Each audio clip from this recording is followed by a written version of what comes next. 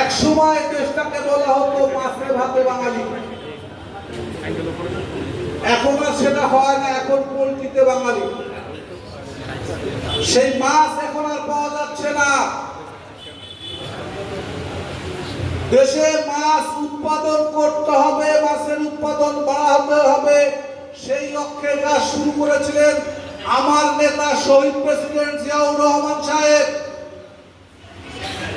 আপনাদের অবশ্যই মনে আছে উনি খাল কাটা কর্মসূচি এনেছিলেন। উনি জানতেন মাছ চাষ করতে হলে, মাছের চাষ বৃদ্ধি করতে হলে পানির বিকল্প নাই।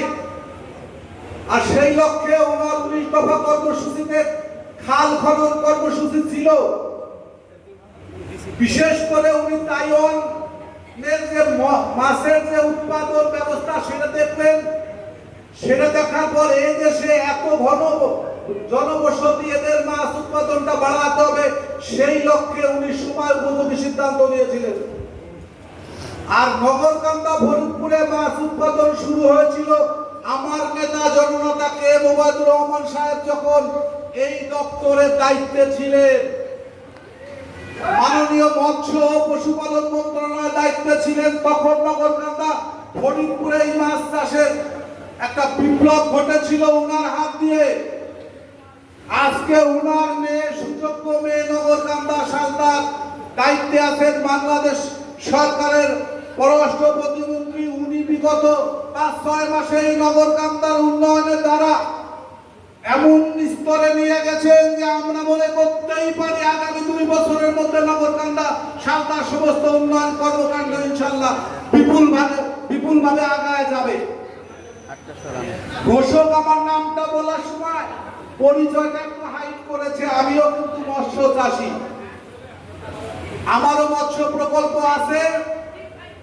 সেই অনুযায়ী আমার যেটা ধারণা কি, মৎস্য চাষ বৃদ্ধি করতে হলে উত্তর যে কাজগুলো করতে হবে, সবার আগে মৎস্য ক্ষেত্রে বিষ প্রয়োগ বন্ধ করতে হবে।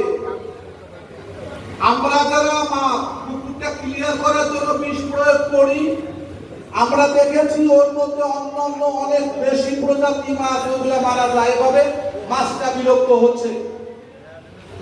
চায়না দোয়ানি বন্ধ করতে হবে, সেই সাথে ওই ঘন যে নেটটা আছে নীল রঙের মাছ ধরার, ওই নেটটাও বন্ধ করতে হবে। মাছ ধরার জন্য ভার জাল ওটা ব্যবহার করতে হবে।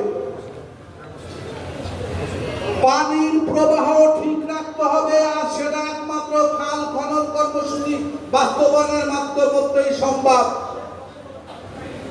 পানির মধ্যে যে দূষিত পদার্থ সেটাও দূর হয় পানি প্রবাহের মাধ্যমে। তাই পানি প্রবাহটা সমৃদ্ধ করবো ইনশাআল্লাহ, এবং সেটা শহীদ প্রেসিডেন্ট জিয়াউর রহমানের নির্দেশিত পথে আমার আপনার নেতা গণপ্রজাতন্ত্রী বাংলাদেশ সরকারের প্রধানমন্ত্রী জনাব তারেক রহমানের হাত ধরে এবং আমার আপনার নেত্রী শামা ওয়াজেদের নেতৃত্বে ইনশাআল্লাহ খুব তাড়াতাড়ি নগরকান্দা ফরিদপুর সারা বাংলাদেশে মাছ উৎপাদন উত্তরোত্তর বৃদ্ধি পাবে। আমরা কার্যকর পদক্ষেপ গ্রহণ করব, এই আশাবাদ ব্যক্ত করে সকলকে ধন্যবাদ জানিয়ে আমি আমার বক্তব্য শেষ করছি। আল্লাহ হাফেজ। বাংলাদেশ জিন্দাবাদ।